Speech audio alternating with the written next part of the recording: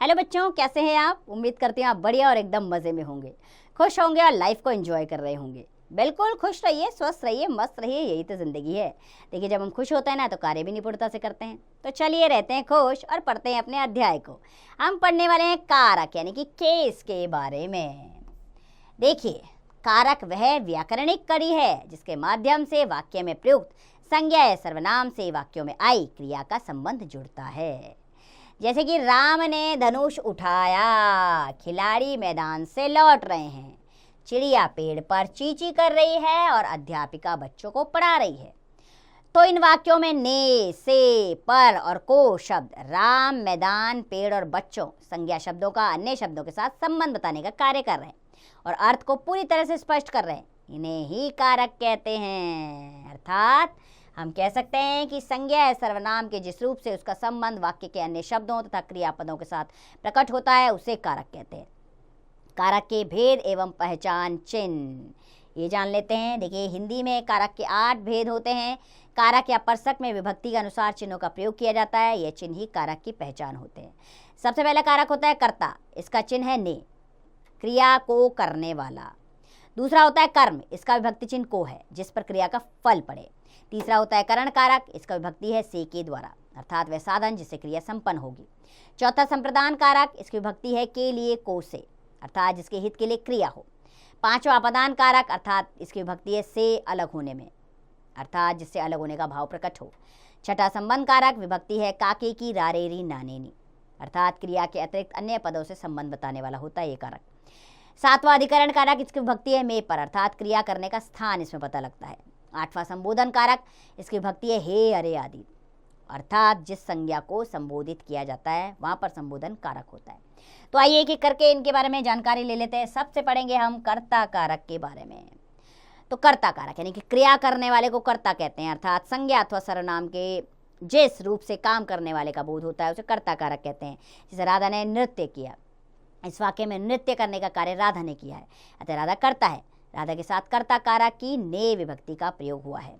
अब कर्ता कारक की पहचान कैसे की जाए? देखिए, वाक्य के साथ कौन, किससे और किसने लगाकर प्रश्न करें, यदि उत्तर मिल जाए तो कर्ता कारक है।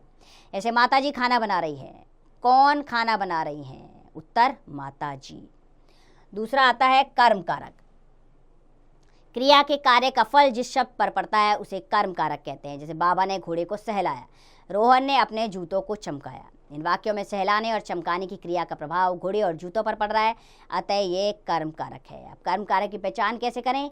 क्रिया के साथ क्या तथा किसको लगाकर प्रश्न करें, यदि उत्तर मिल जाए तो वह कर्म कारक है। जैसे अध्यापिका पाठ पढ़ा रही है, अध्यापिका क्या पढ़ा रही है? पाठ, तो मिल गया आपको कर्म कारक, पाठ है कर्म। तीसरा आ जाता है करण कारक, अर्थात संज्ञा के जिस रूप से के द्वारा क्रिया के साधन अथवा उपकरण का बोध होता है उसे करण कारक कहते हैं, या कर्ता जिस साधन की सहायता से काम करता है उसे करण कारक कहते हैं। जैसे बच्चे बॉल से खेल रहे हैं तो किस साधन का प्रयोग किया खेलने के लिए? बॉल।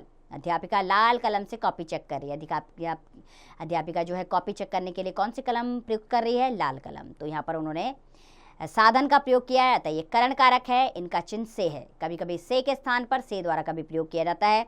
करण कारक की पहचान करने के लिए किससे, किसके साथ, किसके द्वारा लगाकर प्रश्न करें, यदि उत्तर मिल जाए तो करण कारक है। जैसे नेहा ने पुस्तक से कहानी सुनाई, तो नेहा ने किससे कहानी सुनाई? पुस्तक से, तो मिल गया आपको साधन। साधन का क्या है? पुस्तक है, तो यह करण कारक है। अगले कारक पर आते हैं बच्चों, संप्रदान कारक, अर्थात जिसके लिए क्रिया की जाती है, कर्ता द्वारा किसी को कुछ दिया जाए या किसी के लिए कुछ किया जाए तो उसे संप्रदान कारक कहते हैं। जैसे मामा जी माँ के लिए साड़ी लाए, दादी मेरे लिए गुब्बारे लाए। इन वाक्यों में माँ के लिए और मेरे लिए संप्रदान अर्थात कुछ देने का बोध हो रहा है, अतः संप्रदान कारक है। संप्रदान कारक की पहचान के लिए किसको, किसके लिए, किस हेतु वाक्य के साथ लगाकर प्रश्न करें, यदि उत्तर मिल जाए तो संप्रदान कारक है।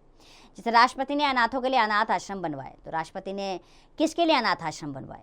अनाथों के लिए, तो यह संप्रदान कारक है। पांचवा आ जाता है अपदान कारक, अर्थात संज्ञा अथवा सर्वनाम का वह रूप जिसके द्वारा अलग होने, शर्माने, डरने, सीखने या तुलनात्मकता का बोध हो उसे अपादान कारक कहते हैं। जैसे कि झरने पहाड़ से गिरते हैं, अलग होने का बोध है। कमल शेर से डर गया, डरने का बोध है। राधा मोहिनी से अधिक मोटी है, तुलनात्मक है। तो इन वाक्यों में बच्चों पहाड़ से, शेर से और मोहिनी से अलग होने, डरने और तुलना का बोध हो रहा है, अतः यह अपादान कारक है। अब अपादान कारक की पहचान के लिए क्रिया के साथ किससे और कहाँ से लगाकर प्रश्न करें। यदि उत्तर मिले तो अपादान कारक है। जैसे बाल्टी से पानी निकालो, पानी किससे निकालो? बाल्टी से, तो यह अपादान कारक है। छठे कारक पे पहुंचते हैं बच्चों। यह है संबंध कारक, अर्थात संज्ञा या सर्वनाम के जिस रूप से किन्हीं दो वस्तुओं अथवा व्यक्तियों के परस्पर संबंध का पता चलता है उन्हें संबंध कारक कहते हैं। जैसे कि कमल सुधा का भाई है, मोहन की पतंग सबसे ऊंची है, यह पुस्तक मेरी है, सुनैना अपने भाई को बुलाओ। तो इन वाक्यों में सुधा का भाई से, मोहन का पतंग से, मेरी का पुस्तक से और सुनैना का भाई से संबंध होने का बोध हो रहा है, अतः यह संबंध कारक है। अब संबंध कारक की पहचान के लिए संज्ञा और सर्वनाम के साथ किसकी, किसके और किसने लगाकर प्रश्न करें। यदि उत्तर मिल जाए तो वहां संबंध कारक है। अब आते हैं अधिकरण कारक पर। सातवां कारक अधिकरण कारक, अर्थात संज्ञा के जिस रूप से स्थान अथवा आधार का बोध हो उसे अधिकरण कारक कहते हैं। अर्थात क्रिया किस स्थान पर, किस आधार पर की गई है तो वहाँ अधिकरण कारक होता है। जैसे अलमारी में मेरे कपड़े पड़े हैं, ठीक है, मेज़ पर किताबें रखी हैं, तो किताबें कहाँ रखी हैं? मेज़ पर, और कपड़े कहाँ हैं? अलमारी में हैं। तो इससे स्थान का बोध हो रहा है, अतः यह अधिकरण कारक है। अब अधिकरण कारक की पहचान के लिए वाक्य में क्रिया के साथ कहाँ लगाकर प्रश्न करें। यदि उत्तर मिल जाए तो अधिकरण कारक है। जैसे कि लंगूर डाल पर बैठा है, लंगूर कहाँ बैठा है? डाल पर, तो यह अधिकरण कारक है। अब आठवां अंतिम कारक है संबोधन कारक, अर्थात संबोधन का अर्थ होता है संबोधित करना अथवा पुकारना। शब्द के जिस रूप से किसी को बुलाने, पुकारने या संबोधित करने का बोध होता है उसे संबोधन कारक कहते हैं। जैसे हे प्रभु मेरी पुकार सुनो, अरे बेटा उधर मत जाओ।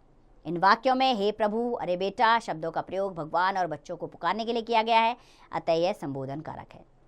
करण कारक और अपादान कारक में अंतर जानेंगे हम, ठीक है। करण कारक और अपादान कारक में क्या अंतर होता है? देखिए, करण कारक और अपादान कारक दोनों की विभक्तियां से है, लेकिन दोनों में अंतर है। जैसे चित्रकार पेंसिल से चित्र बनाता है, इसमें साधन का प्रयोग किया गया, चित्र बनाने के लिए पेंसिल साधन का प्रयोग किया है। अपादान कारक में अलग होने का बोध होता है, पेड़ से पत्ते गिरकर अलग हो गए। वह हवाई जहाज से मुंबई गया, यहाँ पर फिर साधन का प्रयोग हुआ तो करण कारक। हिमालय से गंगा निकलती है, हिमालय से गंगा निकलकर अलग होती है, तो यहाँ पर अपादान कारक है, ठीक है। तो ये बात ध्यान रखिएगा। आइए कुछ बातें जान लें, स्मरणीय बातें, यानी कि इस अध्याय में हमने क्या क्या पढ़ा इसके बारे में जानकारी ले लेते हैं। कारक संज्ञा और सर्वनाम का संबंध अन्य शब्दों या क्रियापदों के साथ प्रकट करता है। कारक के 8 भेद होते हैं: कर्ता, कर्म, करण, संप्रदान, अपादान, संबंध, अधिकरण और संबोधन कारक। विभक्ति को परसक भी कहते हैं। कर्ता कारक की विभक्ति ने अकर्मक क्रिया वर्तमान काल तथा भविष्य काल में नहीं लगती है। अप्राणीवाचक कर्म के साथ कर्म कारक की विभक्ति को नहीं लगती है। करण कारक और अपादान कारक दोनों की विभक्ति से होती है, परंतु दोनों के प्रयोग में अंतर होता है। करण कारक साधन के लिए और अपादान कारक अलग होने, डरने, शर्माने व तुलनात्मकता के लिए प्रयोग होता है। तो अध्याय समाप्त हो गया। अब समय आ गया है अभ्यास प्रश्नों की ओर बढ़ने का। तो चलिए सबसे पहले खंड क का पहला प्रश्न ले लेते हैं। सही विकल्प चुनना है। इसमें रेखांकित शब्द थे।